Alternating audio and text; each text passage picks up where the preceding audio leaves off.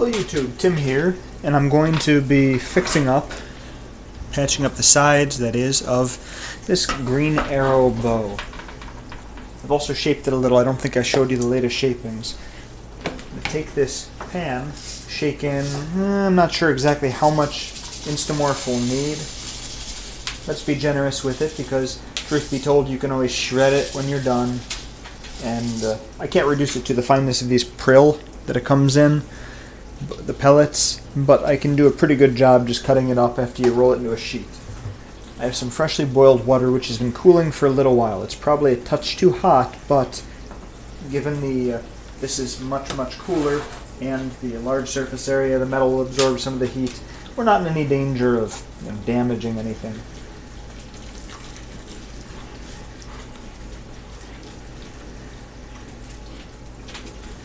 So if you can see here, the InstaMorph's almost, by the way there, you can use the rest.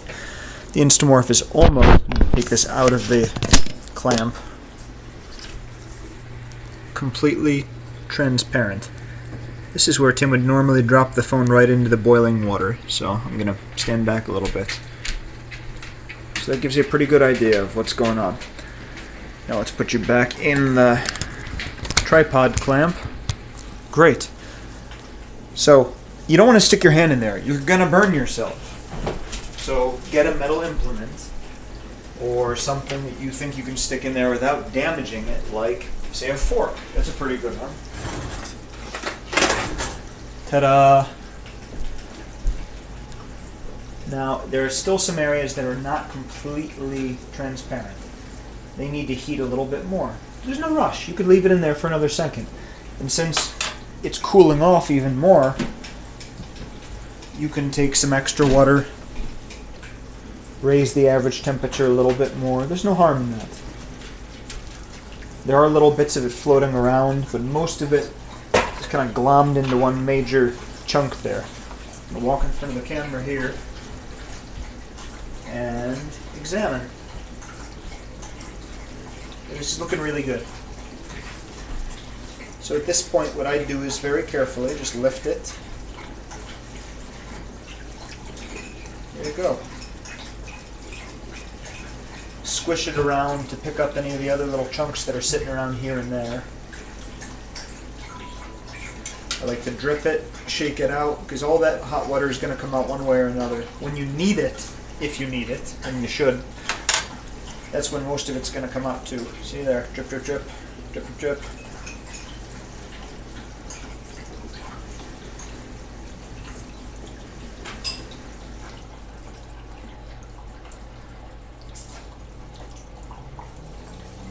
Even, look at that, it's a nice huge chunk of plastic. This stuff is so cool. Polycaprolactone. The brand I'm using again is InstaMorph. I definitely recommend using it. And if you're curious, here are the instructions right on the back. It's not going to last forever, it is biodegradable, but it's flexible, it's very inexpensive, easy to shape, very useful. So now, that looks almost perfect to me. What I'm going to do is cut it into several smaller chunks and then try and get them nice and thin so that I can heat them up separately. So let's say I want one chunk like right there. That's good.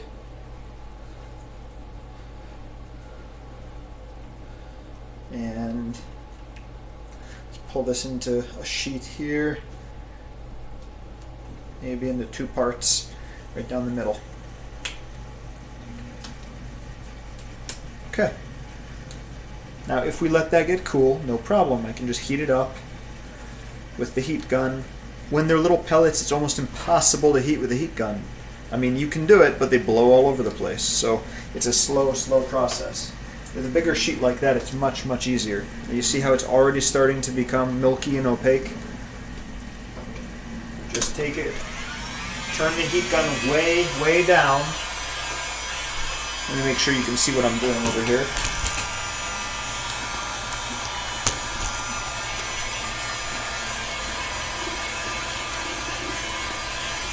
See, I mean, it's not that hot, but it's hot enough. Beyond about 140 degrees, InstaMorph turns plastic. Above that it's fairly rigid, but still flexible.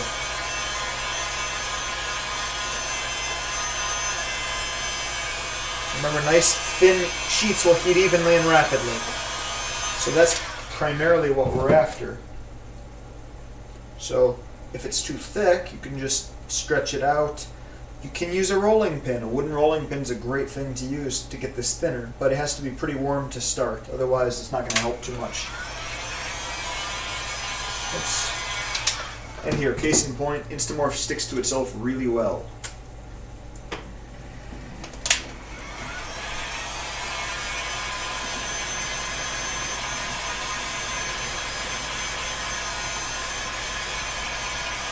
Heat it, flip it, heat it, flip it.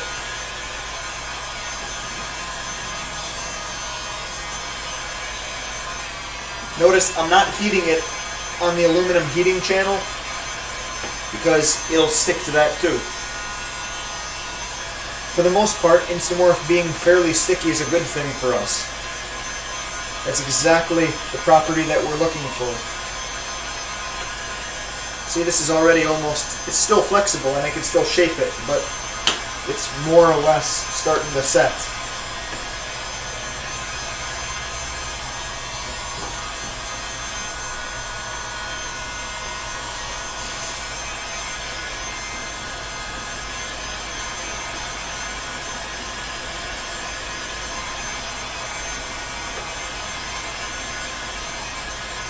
The other benefit of doing this on the countertop is that the counter will heat up a little bit too.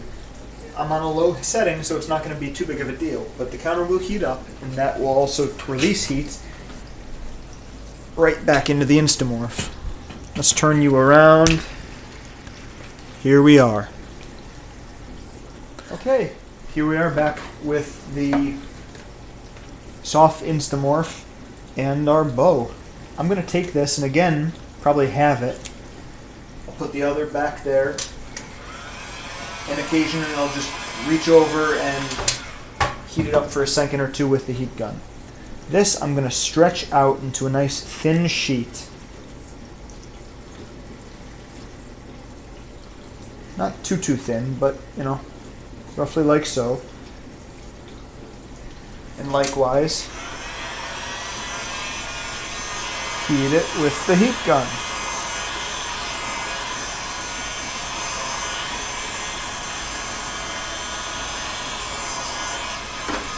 Go back and heat the other pieces that are sitting on the side. Flip them over, otherwise they'll stick to the counter.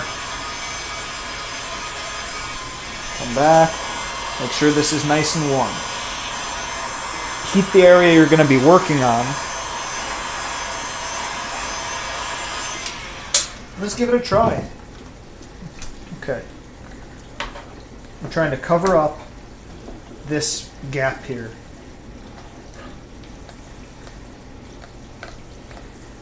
I think I'm going to need a thicker piece of InstaMorph there along the edge, but this is a place to start, and we can always add more later. It's easy to fuse InstaMorph to InstaMorph.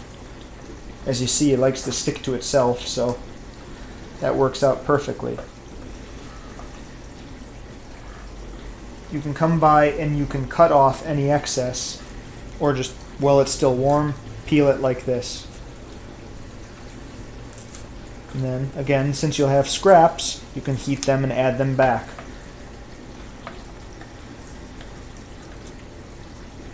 And it's not going to look anywhere close to finished or what you want to begin with.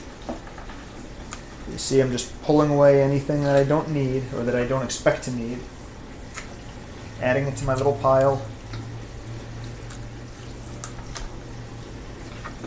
Not bad. Okay. I'm going to heat some of these scraps again. This has the same problem that you have when you're using the little pellets. They'll tend to go all over. But you see how it started to melt or soften? Go ahead and just stick them together and they won't run. They won't fly away. Then you can turn the fan off.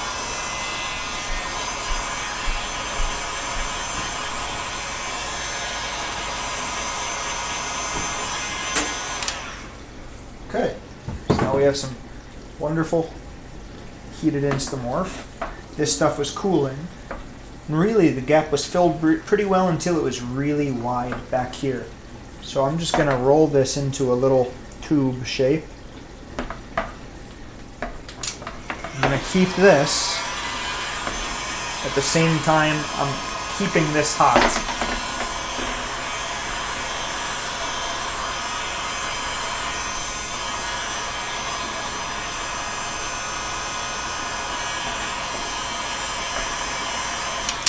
Okay, looks good.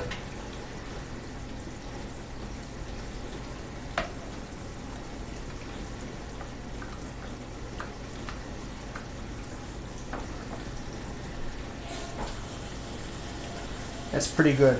I'm probably going to use a little bit more.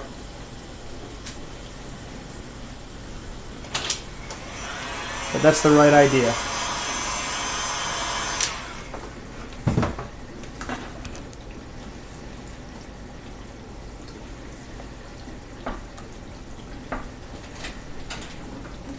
Again, just pull any excess off the edges and you can use them to fill gaps. This is coarse. I'm not looking to fill in perfect details yet, although if you wanted to, you probably could do a better job than I'm doing. Go back and make sure the InstaMorph that you have sitting around isn't setting.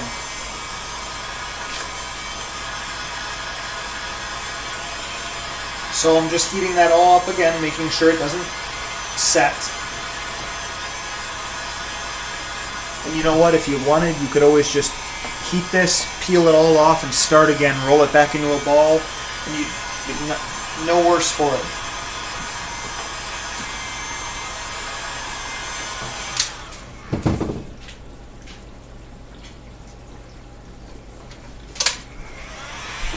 Here's some of the other stuff, just making sure it's still nice and hot.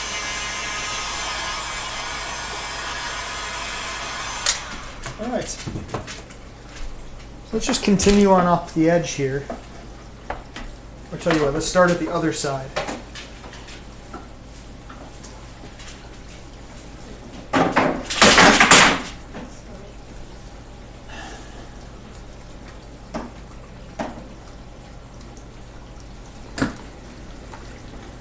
just pulling, I'm actually, I like this technique better than what I did on the other side. I'm drawing it. Rather than forcing it into the gap, I made a sheet, and I'm just drawing that sheet all along the edge. And then if I want the sheet thicker, I'll heat it and I'll draw another sheet on top of it. I think that'll work really well. Okay, here it's already a little bit too cool to stick. So let's try it. Hold that aside.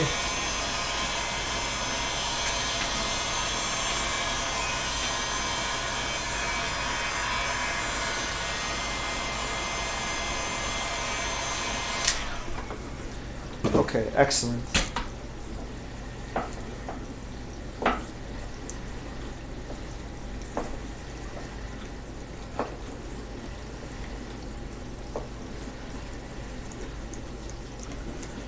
Yeah, that's nice. It'll need to be edged. You know, you're gonna need to trim the edges, finish it somehow to make it flush with the rest. But InstaMorph sands. I don't think it sands well, but it does sand. Go back and make sure the InstaMorph that you left on the side isn't setting. Just keep hitting that, keep hitting that, keep hitting that. And then come back here to the end where I still have some material to use.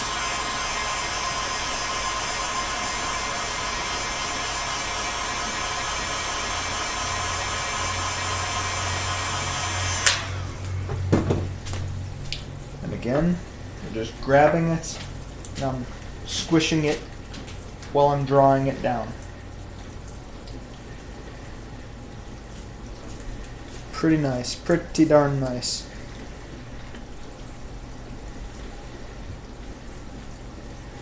Some of the excess material, like before, you can pull off. You'll reheat all that later and smooth and trim the edges. Heating it using an X-Acto knife or a razor blade is a very quick and easy way to cut it, but I've always found scissors to be the easiest way. You can't use that on something like this, however. So, yeah, that was fairly successful, I think. I like that technique. This was a little bit more slapdash down here. Still ended up fine, but I'm going to have to do a little bit more work to even it all out. Fortunately, we have a little bit of scrap, just like before, that we will squish together and heat. Squish it flat so it heats evenly.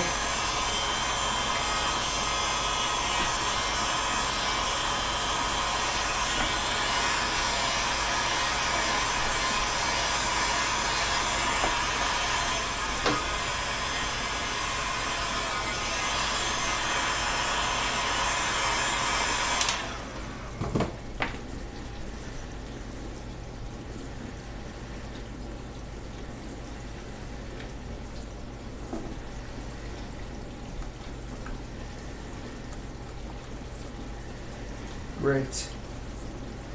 Now after a little sanding, that'll turn out just fine. I want to go and finish the rest of this limb the same as I did the other limb, just to seal it, and then we'll call that done, more or less. I might go over, fill some of the gaps with epoxy or some other material, but then it's just a matter of sanding it and getting it done and wrapped, or in this case, probably spray painted. So thanks for watching this component. There's lots more that I can show you, but we'll just move on to the next stage in production with another vid. So see you guys later. Thanks so much for watching.